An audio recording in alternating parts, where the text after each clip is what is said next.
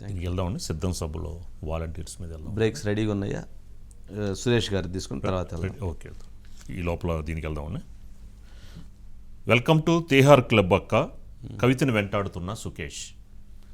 మొత్తానికి కవితకి బేస్ చేసుకుని సుకేష్ చంద్రశేఖర్ లెటర్ రాశాడు. Welcome to Tihar club. పెనం మీద నుంచి పొయ్యిలో పడి తను బాధపడతా ఉంటే అక్కడ కూర్చొని సుకేష్ తిహార్ జైల్లో తను కామెడీలు పంచలేస్తూ ఉన్నాడు.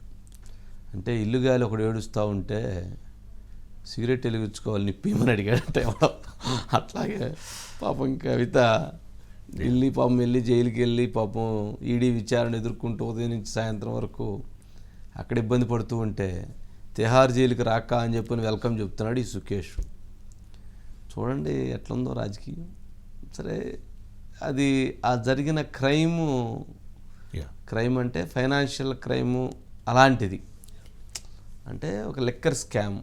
ఆ లిక్కర్ స్కామ్లో చాలామంది బడా వ్యక్తులు, ఆ బడా వ్యక్తుల చుట్టూతా చాలామంది బడా పొలిటీషియన్స్, ఆ బడా పొలిటీషియన్స్ చుట్టూతా ఒక మొత్తం సిస్టమ్ రన్ చేసి 100 కోట్ల రూపాయలు దోపిడీ చేయటం, దీనికి ఒక గ్రూప్ని క్రియేట్ చేయటం, ఇవన్నీ జరిగినటువంటి పరిణామ క్రమంలో ఇవి అట్లాగే ఉంటాయి. ఆ సుకేష్ చంద్రశేఖర్ అనే వ్యక్తి కూడా అలాంటి వ్యక్తే.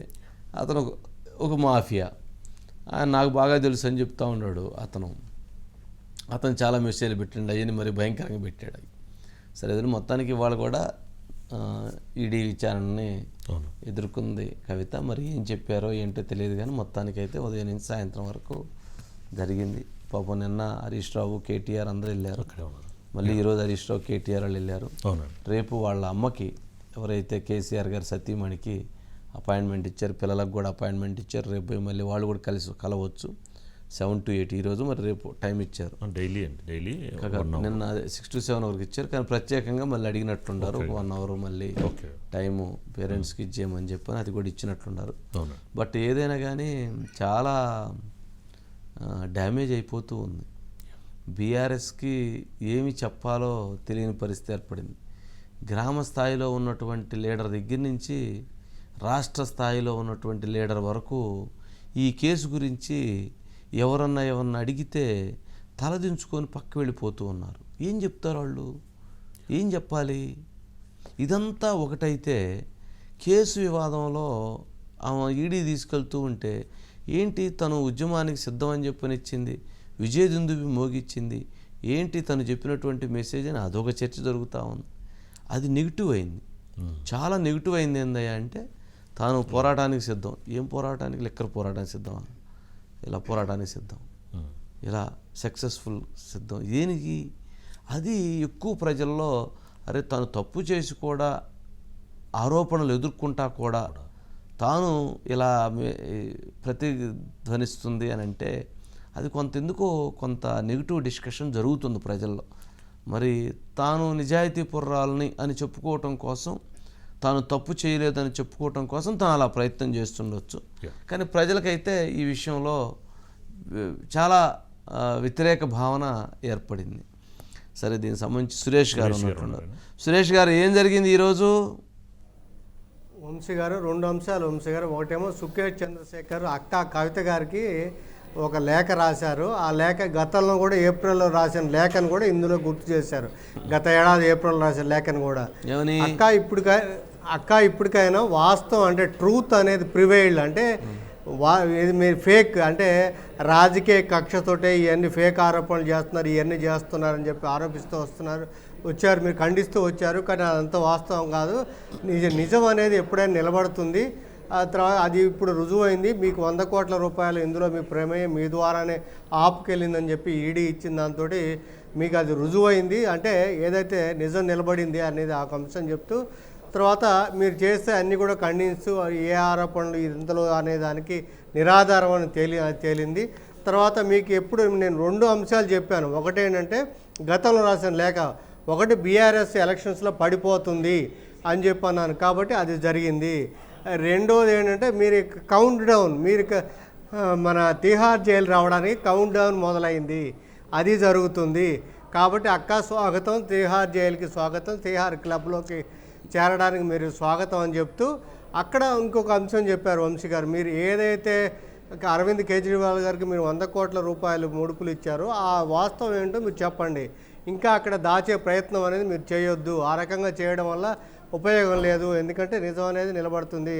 కేజ్రీవాల్ గారు కింగ్ పిన్ మొత్తం కూడా ఈ స్కామ్కి అంతా కూడా కింగ్ పిన్, ఆయన కూడా తిహార్ జైలుకి రాబోతున్నాడు, ఆ రకంగానే యాక్షన్ జరగబోతుంది, కాబట్టి మీరు వాస్తవాన్ని ఇప్పటికైనా బయటపెట్టండి, వెల్కమ్ టు తిహార్ జైల్ అంటూ ఆ రకంగా లేఖను ముగిస్తూ, గతంలో మీకు అంటే టీఆర్ఎస్ ఆఫీసులో 15 కేజీల గీ అండి, అప్పుడు కూడా వాట్సాప్ చాటింగ్ మెసేజ్లు కొన్ని చెప్తూ అప్పుడు రాసిన లేఖలు చెప్తూ 15 కేజీల గీ ఒక్కసారి ఇచ్చా, గీ అంటే 1 కేజీ అంటే 1 కోటి రూపాయల కింద లెక్క, ఆ రకంగా అరుణ్ రామచంద్ర పిళ్ళైకి నేను 15 కోట్ల రూపాయలు ఇచ్చాను ఇదిగో అని చెప్పి ఆ విషయాన్ని కూడా ఇప్పుడు అంతా కూడా గుర్తు చేస్తూ ఆ లేఖ విషయాన్ని ప్రస్తావించారు వంశీ గారు. ఇక రెండవది కవిత గారు గతంలో సుప్రీంకోర్టులో పిటిషన్ దాఖలు చేశారు, అంటే తను 160 కింద మన సబ్మాన్లు జారీ చేయడానికి సవాల్ చేస్తూ చేశారు, ఆ పిటిషన్ని ఉపసంహరించుకొని ఇవాళ మళ్ళీ ఇంకొక పిటిషన్ దాఖలు చేశారు వంశీ గారు.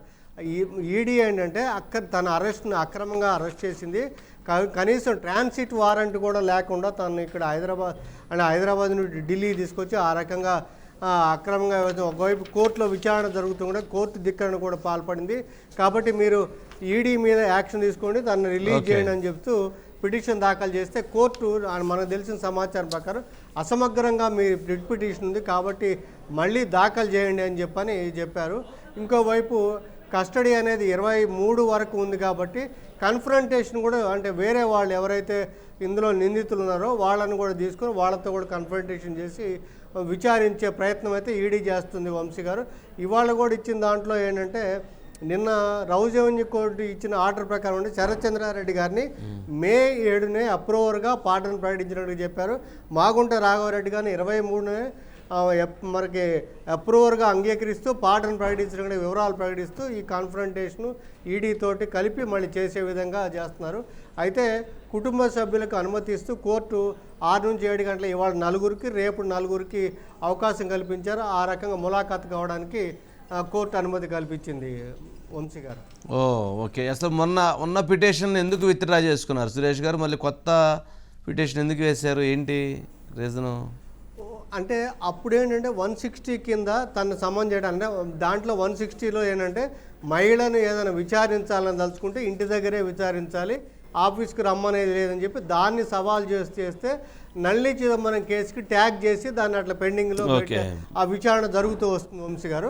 ఇప్పుడు అరెస్ట్ అనేది జరిగిపోయింది కాబట్టి ఆ పిటిషన్కి వాల్యూ లేదు, అంటే ఆల్రెడీ అదే అరెస్ట్ అసలు సమన్లకు సంబంధించిన అంశం, ఇదేమో అరెస్ట్ జరిగిపోయింది కాబట్టి ఆ పిటిషన్కి వాల్యూ లేదు కాబట్టి దాన్ని ఉపసంహరించుకోండి అని చెప్తే బేలా ఎం త్రివేది గారు, జస్టిస్ పంకజ్ మిట్టల్ ఇద్దరు ధర్మాసనం కూడా ఆ అనుమతి ఇచ్చింది. ఆ మేరకి విత్డ్రా చేసుకున్నారు.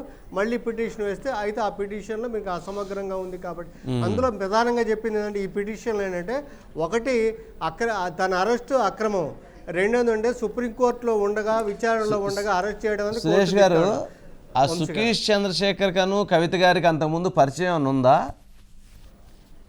అతను ఏంటంటే చాలా వరకు ఏంటంటే అటుపక్క మనకి అరవింద్ కేజ్రీవాల్ గారు, మనీష్ సిసోడియా, తర్వాత మనకి జైన్, మొత్తం వాళ్ళందరితో కూడా సన్నిహిత సంబంధాలు ఉన్నాయి. ఢిల్లీలో 2015 నుంచి ఢిల్లీలో సంబంధాలు ఉన్నాయి.